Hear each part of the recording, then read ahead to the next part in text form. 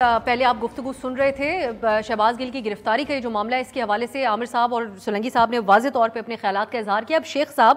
آپ کے خیال میں ایز آف ناؤ جب ہم بات کر رہے ہیں تو پی ٹی آئی کی طرف سے اس قسم کے ہی بیانات ہیں کہ ہم اس کو اون نہیں کرتے۔ پہلے فواز صاحب کا اس میں نے حوالہ دیا۔ آپ سمجھتے ہیں کہ پی ٹی آئی اگر اس کی مذمت نہیں کرتی ہے تو یہ تاثر مزید مضبوط ہوگا کہ یہ ایک اوور آل منظم طریقے کے ساتھ، پلاننگ کے ساتھ شہباز گل نے یہ بیان دیا ہے پی ٹی آئی کے بہاف کے اوپر، کیونکہ اس وقت باتیں ہو رہی ہیں کورٹ مارشل کے حوالے سے؟ دیکھیں، میں یہ سمجھتا ہوں کہ یہ ایک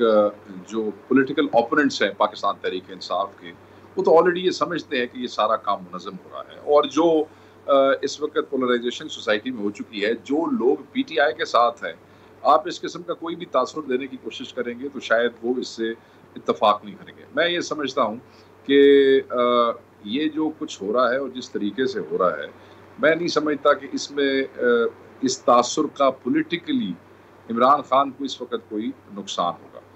میرے دیکھنے میں یہ کوئی ایسی چیز نہیں ہے۔ بہرحال حکومت اس کو استعمال کرے گی، یہ تاثر دینے کی کوشش ضرور کرے گی۔ جی اب شیخ صاحب بات مکمل کر چکے ہیں، آپ کی آواز شاید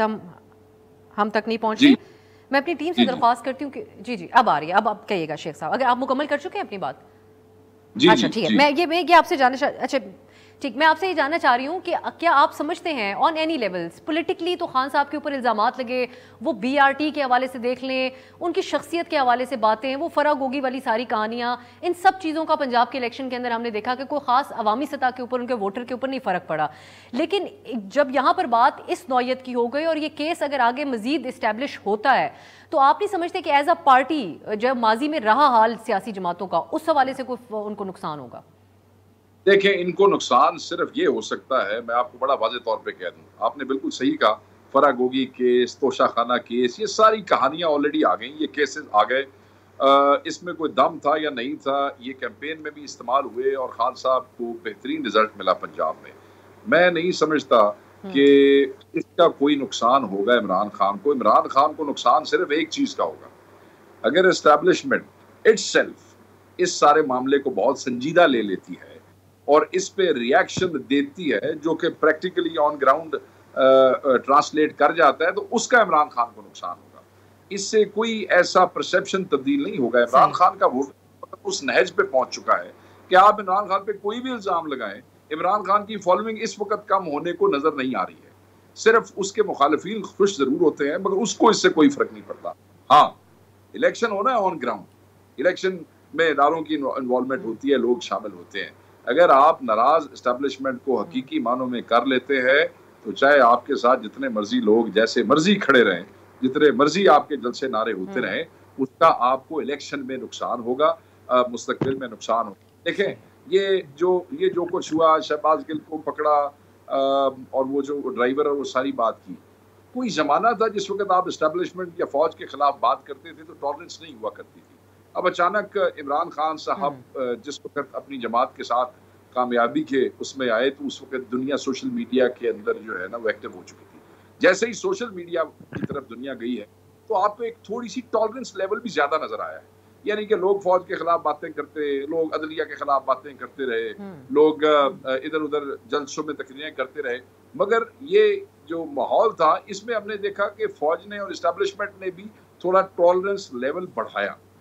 ٹالرنس لیول اگر فوج کا یا اسٹیبلشمنٹ کا بڑھ گیا ہے نا برداشت کرنے کا، تو اس کا یہ مطلب نہیں ہے کہ ریڈ لائنز ختم ہو گئی ہیں۔ وہ آپ کو خود عقل کرنی چاہیے۔ جب آپ یہ سمجھنے لگ جائیں ان کے ٹالرنس لیول کے انکریز کو آپ اپنی طاقت سمجھنے لگ جائیں یا اپنی چودراہٹ سمجھنے لگ جائیں، تو پھر وہ ہوتا ہے جو شہباز گل صاحب کے ساتھ ہوا ہے۔ آپ نے دیکھے نا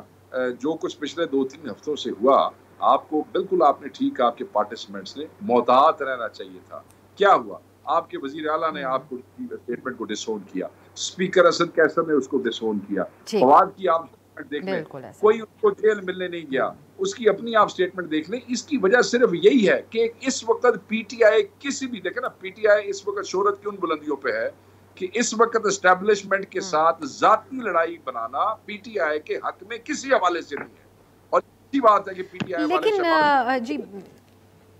اگر یہ عامر صاحب جو بات شیخ صاحب کہہ رہے ہیں، جی جی شیخ صاحب ٹالرنس لیول کی آپ جو بات کریں، میں عامر صاحب کو میں چاہتی ہوں کہ وہ اس کے اوپر اپنا کامنٹ کریں کہ یہ واقعی ٹالرنس لیول بڑھ گیا ہے یا ایک مختلف رویہ ہے پی ٹی آئی کے لیے، کیونکہ خان صاحب کا جس قسم کا رد عمل رہتا ہے اور دین ان کی سوشل میڈیا کی سپورٹ جس قسم کی ہے، ہم نے جو ٹرینڈز دیکھے پچھلے کچھ عرصے میں، یہ اس کی وجہ سے تھوڑا مختلف رویہ ہے۔ آن دی ادر ہینڈ کیا یہ واقعی اس کو کہہ سکتے ہیں کہ ٹالرنس لیول بڑا ہوا ہے، بہت سیریس ری ایکشن نہیں ہے؟ کیونکہ یہ جس طرح میں نے بات کی کہ بڑے سیریس نوعیت کی باتیں ہو رہی ہیں ان دونوں معاملات سے متعلق، لسبیلا واقعہ اور یہ شہباز گل کا بیان۔